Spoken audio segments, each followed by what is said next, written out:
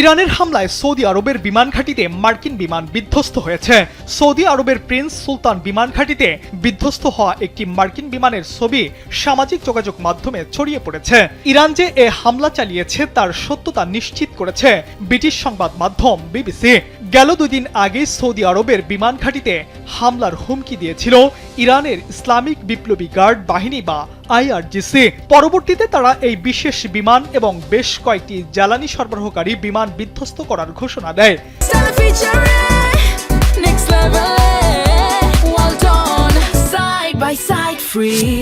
সামাজিক যোগাযোগ মাধ্যমে ছড়িয়ে পড়া ছবিগুলোতে বিধ্বস্ত বিমানটির নম্বর পরিষ্কার দেখা গিয়েছে, যা প্রমাণ করে এটি একটি মার্কিন সামরিক বিমান। যেখানে বিমানটির ফ্লাইটের তথ্য পর্যালোচনা করে দেখা গিয়েছে হামলার আগে প্রিন্স সুলতান বিমান ঘাঁটিতে অন্তত 6টি AWACS বিমান মোতায়েন করা ছিল। যদিও এ বিষয়ে যুক্তরাষ্ট্র এখন পর্যন্ত কোনো আনুষ্ঠানিক মন্তব্য করেনি।